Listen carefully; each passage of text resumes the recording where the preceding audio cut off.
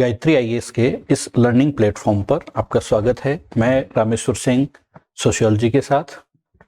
हमारे समाजशास्त्र जो है वो पेपर फर्स्ट का आरएस मेंस के यूनिट थर्ड का पार्ट ए है जो 20 अंकों का है। समाजशास्त्र का विश्लेषण करें अगर हम सिलेबस का, तो इसमें 4 यूनिट है, जिसमें पहली यूनिट भारतीय समाज में जाति एवं वर्ग से संबंधित है। इनकी अर्थ, परिभाषा, उत्पत्ति, फंक्शन एंड डाई फंक्शन और इसमें होने वाले परिवर्तन के बारे में है। दूसरी यूनिट सामाजिक परिवर्तन की सह प्रक्रियाएं हैं, जिसमें संस्कृतिकरण, पश्चिमीकरण, धर्मनिरपेक्षीकरण और वैश्वीकरण है। यूनिट थर्ड जो सामाजिक समस्याओं से संबंधित है, इसके अंदर राष्ट्रीय एकीकरण की भी समस्याएं हैं, हमारे सामाजिक संरचना से संबंधित भी समस्याएं हैं तथा विकास की समस्याएं भी सम्मिलित है। और चौथा यूनिट है इसमें जो राजस्थान की जनजातियों के बारे में है। 3 जनजातियां इसमें हैं, भील, मीणा और गरासिया।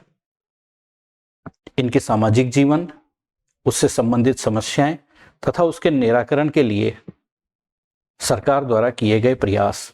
तो ये हमारा सिलेबस है। इसमें 20 अंकों के प्रश्न आने हैं, जिसमें कुछ प्रश्न आपके छोटे होंगे जिनमें 2 नंबर अलॉटेड हैं तथा कुछ प्रश्न बड़े हैं जो 50 शब्द हो गए हैं, उसमें 5 नंबर हैं। तो इस प्रकार यह एक वर्गीकरण हो गया। अब बात करते हैं एग्जाम पैटर्न के पॉइंट ऑफ व्यू से। तब समाजशास्त्र का प्रश्न पत्र और कॉपी का मूल्यांकन दोनों ही विशेषज्ञों द्वारा किए जाते हैं, अतः उनकी अपेक्षा रहती है कि विद्यार्थी समाजशास्त्र की शब्दावली का प्रयोग करें, समाजशास्त्र की शब्दावली की समझ रखें तथा इस समाजशास्त्र के प्रश्न पत्र में उनका उपयोग करें।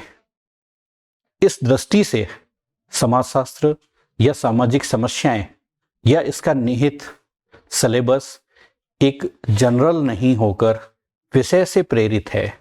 तो हमें आवश्यकता रहेगी कि इसमें हम उन्हीं शब्दों का प्रयोग करें, उन्हीं टर्मिनोलॉजी को काम में लें जो समाजशास्त्र की हैं। अब शुरू करते हैं टॉपिक हम। तो पहला टॉपिक है इसका cast and class, Bharatiya Samaj में जाति एवं वर्ग। तो हम समाजशास्त्र की दृष्टि से देखें तब ये दोनों ही जाति और वर्ग ये सामाजिक स्तरीकरण के 2 स्वरूप हैं।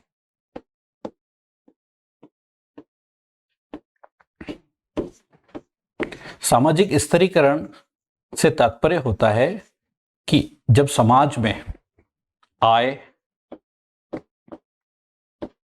धन, शिक्षा या अन्य संसाधनों का भेदभावपूर्ण वितरण हो तथा उसके आधार पर विभिन्न समूह उच्च और निम्न क्रम में व्यवस्थित हो, तो उसे हम सामाजिक स्तरीकरण कहते हैं। हालांकि इसके अंदर शब्द आता है भेदभावपूर्ण वितरण, लेकिन यह वितरण किसी न किसी सिद्धांत के आधार पर होता है। तो इस दृष्टि से आज तक के जितने भी समाज अस्तित्व में रहे वे सभी स्ट्रेटिफाइड थे, स्तरीकृत थे। इस प्रकार सामाजिक स्तरीकरण एक सार्वभौमिक अवधारणा है जिसका स्वरूप भारत के अंदर जाति है तथा पश्चिमी या यूरोपीय समाज में वर्ग हैं। अब हम भारतीय समाज का विश्लेषण करें या देखें तब भारतीय समाज पहले वर्ण आधारित था, अर्थात भारत के अंदर स्तरीकरण का स्वरूप वर्ण व्यवस्था थी। इस वर्ण व्यवस्था व्यक्ति के गुण और कर्मों पर आधारित थी, अर्थात व्यक्ति जिस प्रकार के गुण रखता है उसके अनुरूप कर्म का चयन कर सकता है। तो एक लचीली व्यवस्था थी, श्रम विभाजन था, समाज को 4 अलग अलग कार्यात्मक भागों में बांटा गया था।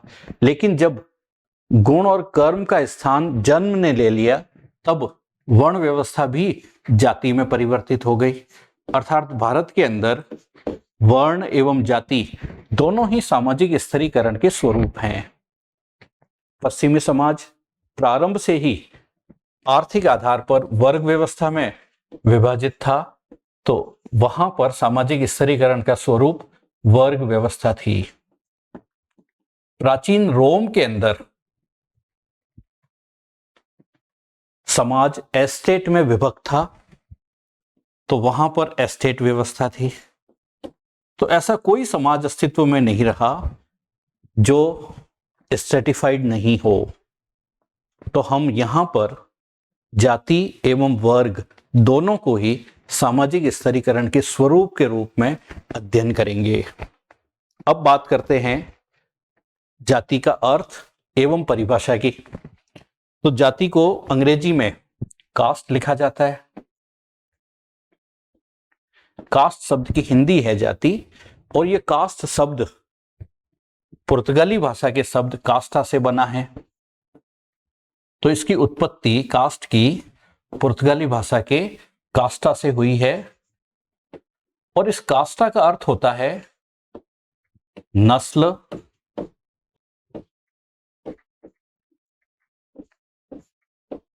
शारीरिक विशेषताओं के आधार पर निर्मित समूह, जिन्हें हम विशेष गुणों के आधार पर अन्य लोगों से अलग कर सकते हैं, उसे हम प्रजाति या रेस कहते हैं। तो कास्टा शब्द का अर्थ नस्ल के रूप में है, और इस कास्टा शब्द का से निर्मित है कास्ट। कास्ट शब्द का पहली बार प्रयोग एक पुर्तगाली थे, ग्रेसिया डी ओरेटा, जिन्होंने इस शब्द का प्रयोग किया। हालांकि प्रारंभ में इसका प्रयोग नस्ल के रूप में ही किया गया था। बाद में अब्बे डुबाय ने, जो एक फ्रेंच पादरी थे, उन्होंने इसका प्रयोग जाति के संदर्भ में किया। तो जाति शब्द की उत्पत्ति के लिए हम देखें तो यह अंग्रेजी शब्द कास्ट पुर्तगाली भाषा के कास्टा से बना है, और इस कास्टा का अर्थ होता है नस्ल या प्रजाति। और इस शब्द का पहली बार प्रयोग ग्रेसिया डी ओरेटा ने किया। ये भी पुर्तगीज थे और अपने यहाँ गोवा में निवास करते थे। तो जाति शब्द की उत्पत्ति हमें स्पष्ट हो गई है। अब हम बात करते हैं इसकी परिभाषा की। तो जाति को परिभाषित करने के संदर्भ में अनेक व्यवधान आए, कठिनाई आई कि जाति को किस रूप में परिभाषित किया जाए। तो पहली परिभाषा है इसकी C.H. कूले की। तो कूले ने वर्ग का सहारा लेकर जाति को परिभाषित किया और लिखा कि जब वर्ग पूर्णतया आनुवंशिकता पर आधारित हो तो वह जाति बन जाता है। अर्थात जब वर्ग की सदस्यता खुली नहीं होकर बंद हो जाए, अर्थात वर्ग की सदस्यता बाई जीन निर्धारित हो, अर्थात जन्म से निर्धारित हो जाए, तब वर्ग जाति में कन्वर्ट हो जाता है। तो वर्ग को आधार बनाकर जाति को परिभाषित किया। ऐसी ही परिभाषा मजूमदार और मदान ने भी दी। उन्होंने लिखा कि जाति एक बंद वर्ग है, अर्थात जाति को एक क्लोज ग्रुप के रूप में माना है, क्लोज क्लास के रूप में माना है। वर्ग की जो सदस्यता होती है वह अर्जित है, अर्थात कोई भी व्यक्ति अपनी आर्थिक परिस्थितियों में बदलाव लाकर अपने उच्च या निम्न वर्ग में जा सकता है। अगर आर्थिक परिस्थितियां उन्नत हो तो उच्च वर्ग में, और अगर आर्थिक परिस्थितियों में गिरावट आ जाए तो निम्न वर्ग में। इस प्रकार वर्ग की सदस्यता सभी के लिए ओपन या खुली होती है, तो वर्ग को ओपन सिस्टम कहा जाता है। यहां पर इन्होंने जाति के लिए भी लिखा कि यदि वर्ग की सदस्यता बंद हो जाए, अर्थात वर्ग की सदस्यता भी जन्म पर आधारित हो जाए, तो वह जाति बन जाता है। तो इस दृष्टि से बंद सदस्यता के लिए जन्म को आधार माना जाता है। तीसरी परिभाषा है इसके अंदर केतकर की।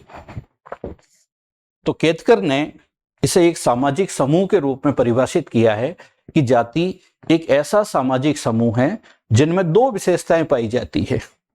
एक विशेषता, पहली, कि जाति की सदस्यता जन्म से निर्धारित होती है, अर्थात जाति की सदस्यता प्रदत्त है, जो स्वतः व्यक्ति जिस जाति में जन्म लेता है उसके साथ ही उसे मिल जाती है, वह सदस्यता को परिवर्तित नहीं कर सकता। तो पहली सदस्य इसकी विशेषता है जन्म आधारित सदस्यता। दूसरा है कि जाति अपने प्रत्येक सदस्य पर विवाह संबंधी प्रतिबंध लगाती है कि वह जाति से बाहर अन्य किसी जाति में विवाह ना करे। तो इस विवाह संबंधी प्रतिबंध भी जाति को अंतःविवाही समूह बनाती है। अंतःविवाह का अर्थ होता है एंडोगेमी। व्यक्ति जिस जाति का सदस्य है वह अपनी ही जाति में विवाह करे, यह अंतःविवाह कहलाता है। और इस अंतःविवाह की विशेषता के कारण ही जातियों का वर्तमान स्वरूप बना हुआ है, अर्थात जाति का केवल एक आधार मजबूत है और वह है अंतःविवाह, और दूसरा है जन्म आधारित सदस्यता। तो केतकर ने इसकी परिभाषा इसकी विशेषताओं के आधार पर की। फिर जीएस घुरिये ने भी अपनी पुस्तक कास्ट, क्लास एंड ऑक्यूपेशन में जाति की 6 विशेषताएं बताई, जो जाति की संरचना से संबंधित भी है और जाति की व्यवस्था से रिलेटेड भी है, इसे संस्था भी बनाती है। पहली है इसके अंदर समाज का खंडात्मक विभाजन, यानी जातियां समाज को विभिन्न अलग अलग समूहों में बांटती है तथा ये सभी समूह जाति के सदस्यों को संगठित बनाए रखने के लिए उन पर विभिन्न तरह के प्रतिबंध लगाते हैं। तो इस प्रकार ये समूह जाति के रूप में संगठित होते हैं तथा व्यक्ति की निष्ठा भी इन समूहों के प्रति होती है। हालांकि ये सभी समूह एक समान स्तर पर नहीं हैं, एक दूसरे से उच्च और निम्न क्रम में हैं, जिससे समाज के अंदर इन जातियों को एक विभिन्न संस्तरण के रूप में स्ट्रेटिफाइड होते हैं। तो ये हायरार्की बनाते हैं, वो उनके उच्चता या निम्नता क्रम को प्रदर्शित करता है। तीसरी विशेषता है इसकी भोजन एवं सहवास पर प्रतिबंध। तो जातियां अपने सदस्यों पर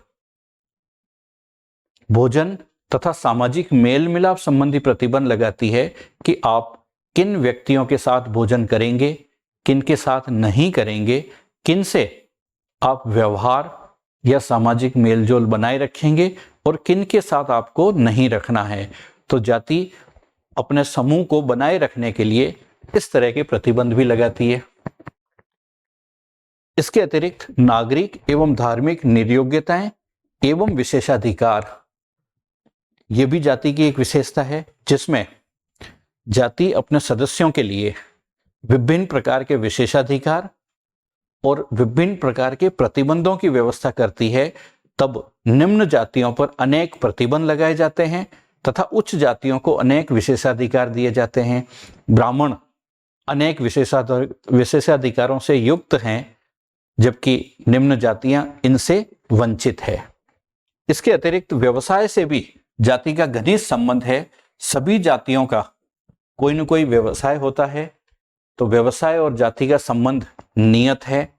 इसके अंदर व्यक्ति जिस जाति में जन्म लेता है उसे वही व्यवसाय अपनाना होता है तथा जातियां दूसरे व्यक्तियों को अपने व्यवसाय अपनाने से भी रोकती है।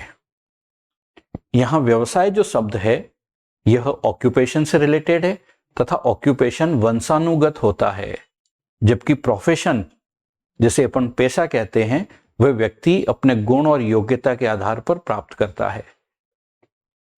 तो आप सभी लोग आरएस ऑफिसर बनेंगे, यह पेशा है, और जब आप अपने वंशानुगत कार्य करते हैं तब यह व्यवसाय कहलाता है। तो यहां पर व्यवसाय शब्द काम में लिया जाता है। इसके बाद लास्ट आता है विवाह संबंधी प्रतिबंध। तो यह अंतःविवाह के नियम है कि जातियां अपने सदस्यों की निरंतरता को बनाए रखने के लिए अपने सदस्यों पर विवाह संबंधी प्रतिबंध भी लगाती है ताकि जातिगत सदस्यता बनी रहे। इस प्रकार जीएस घुरिये ने जो 6 विशेषताएं बताई है, ये जाति संरचना और जाति को संस्था दोनों रूप में स्थापित करती है। पहला है समाज का खंडात्मक विभाजन, दूसरा है संस्तरण हायरार्की, थर्ड है इसके अंदर भोजन एवं सहवास पर प्रतिबंध, फिर नागरिक एवं धार्मिक निर्योग्यता एवं विशेषाधिकार, व्यवसाय के अप्रतिबंधित चुनाव का अभाव, और अंतिम है विवाह संबंधी प्रतिबंध। पिछले एग्जाम्स में ये 15 शब्दों के अंदर जाति की 6 विशेषताएं पूछी गई थी।